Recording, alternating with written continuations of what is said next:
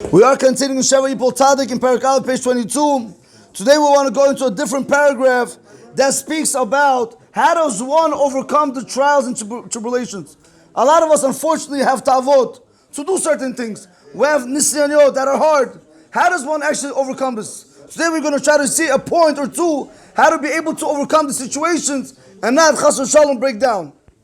So he says over here, Ulubasov siyam sham Rambam, שאין הניסיון הזה שכל ימיו בצער ובושת ובטל מלעבוד את השם ומלעסוק בתורתו.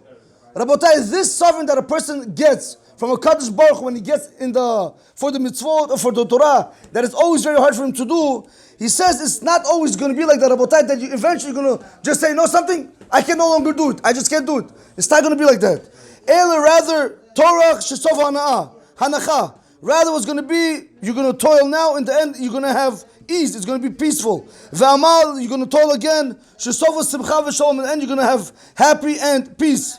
V'chen ha'irich bezeh b'chosen Yehoshua, shekovet avodat ashkeda lo yarich lo yamim, Rabotai. This what you're doing shkeda, this what you're toiling every single day to be able to learn, to be able to do mitzvot, to be able to break your ta'avot, Rabotai. It's not going to continue very long. There is going to be a stop when you're no longer going to feel this. It's not going to continue for a long time where you're going to have to force the Yitzhar always to try to do what you want to do. You're not going to always have that constant battle. Why? Because once you get yourself accustomed to something and the merit of the Torah that you've been learning in pain, you know what's going to end up happening?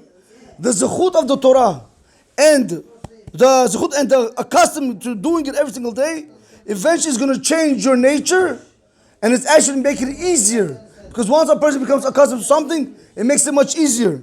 V'kashem, just like oil, he says, shetichilato mar v'sofa matok. Just like you have by oil. Oil in the beginning is bitter, but in the end it's sweet. Same thing over here. In the beginning it's always bitter to do avodat Hashem, but in the end it's very sweet.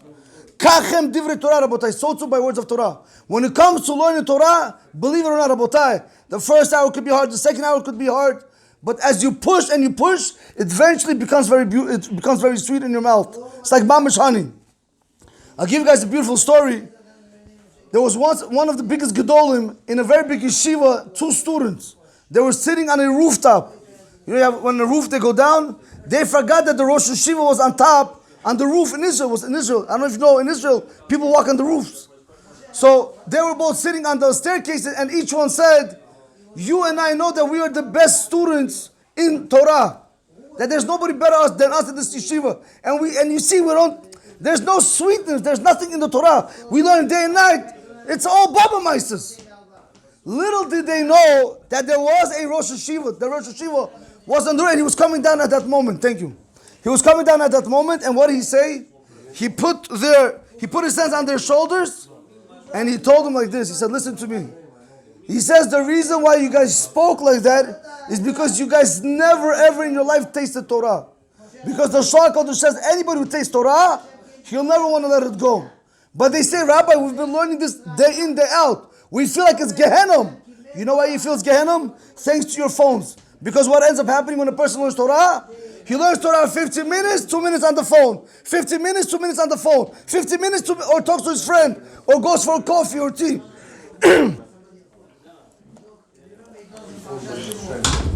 So what ended up happening, you know what he said? The Rosh Yeshiva told him, it's like putting an urn. Not an urn. The teapot on the gas range to try to make the water hot. Right when it gets to the boiling point, take it off. 2 minutes later, put it back on. Is it going to be hot? No. You have to wait again 15 minutes. Again 15. If you keep on taking it off and putting it back on, you always have to wait.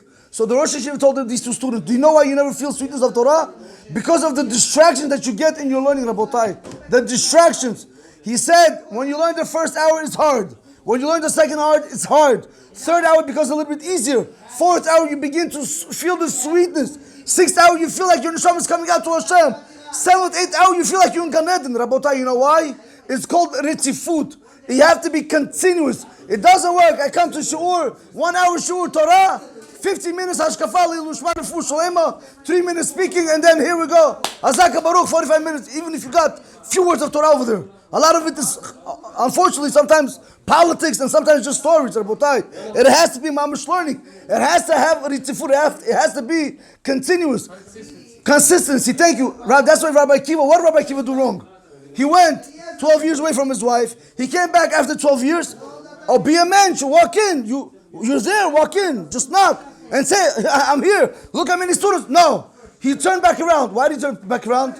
Because if he would have walked in now, and he would have interrupted for that one moment, it wouldn't be 24 years. It would have been 12 and 12. It would have never been 24 years. You want to have straight 24 years, it has to be consistent without any interruptions. Why am I saying this, Rabotai? If you want to be able to feel the sweetness of the Torah, consistency, Rabotai, I don't care how many hours you learn. 10 hours, 8 hours, 1 hour, 30 minutes, doesn't matter. But those few minutes, put the phone on airplane mode. How hard can it be right? I don't have. Rabotai, not that the Chazal tells anybody who does bittul Torah, at the time when you have to learn, they're going to feed him gechalim. Hot coals, they're going to put him in his mouth. That's why people, they choke from fire, they die. Lo leinu chas v'shalom, it's mida keneged mida. We think we're tzaddik, we do Hashem a favor, we come to shul. Rabotai, it's very bad. We have no honor for Torah. Imagine your wedding day, under the chuppah with the rabbi. You're on your phone texting your friend, what's going to happen? What's this? Who has their phone? I've never seen a Khatan have his phone. He doesn't even record himself, Rabotai. But Torah, all of a sudden, it's okay. No, it's not okay. Anyway, Rabbi, let's continue. He says like this, Rabotai. Ukvar amru Rabotenu. Our rabbis already said in Avodah Zarah, Daf Nun Hey Amud Aleph. Kishemishegarin et hayisurin al adam. When they send the sufferings to a person, mashbi'in otam be'ezi yom yavul adam u'me'ezi yom yilchum menu. They swear on which day is going to come to the person and on which day is going to leave the person.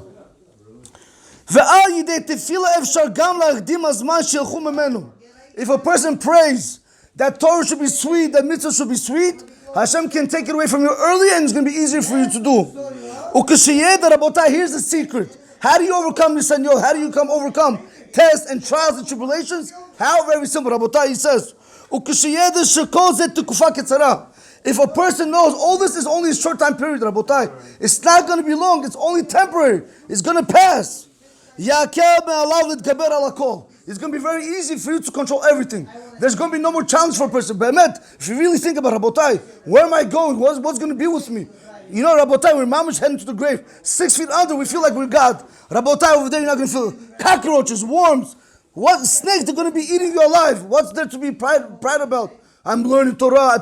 I wear what's this, Rabotai? A person has to be humble. Anyway, Rabbi said, a person has to know that we're only here for a short time. Rabotai, it's like going like you're walking in a rainstorm. Correct? You see a little more, a few more meters, I'm going to be in my place. Rabotai, listen to this carefully. A person comes, he's walking in strong rain, he sees there's a house almost 1 mile away, almost there, Rabotai. The fact that he sees the house, he's able to bear the rainstorm that's falling down on him because he's there, Rabotai. You know what's the secret over here? Put your eyes on the prize. Put your eyes on the prize, which is what? Rabbi say olam haba. We're only here temporary. Remember, everything you do in this world, you will give din v'cheshbon. And accounting for what you did is right or wrong. Put your eyes on the prize, olam haba. You will see, ask yourself, is it kadai for me to watch the Super Bowl this Sunday? I don't know about this. Somebody told me. Is it kadai to waste my hours, 3-4 hours low lane, to give up just like that? Go play with your son football outside for all I care. Go do something with your wife. Do something productive. Just to sit over there like a couch potato, Rabotai. Do what you want to do. Ask your rabbis what the decision should be for you. But I'm trying to bring out a point, Rabotai. When you want to do a variance, you want to be with a girl, you want to do something that's not allowed, you want to watch something that's not allowed, Rabotai, ask yourself one question. Where am I going? Where am I going? The goal is where am I going? I'm going to the Dayan. I'm going to court which is in Shamayim. What am I going to tell him? Rabbi said, what am I going to tell him? Oh, you know what? I was tired. I couldn't. Rabotai, let's stop with the excuses and start showing Hashem be'emet. Baruch Adonai L'olam. Amen. Amen.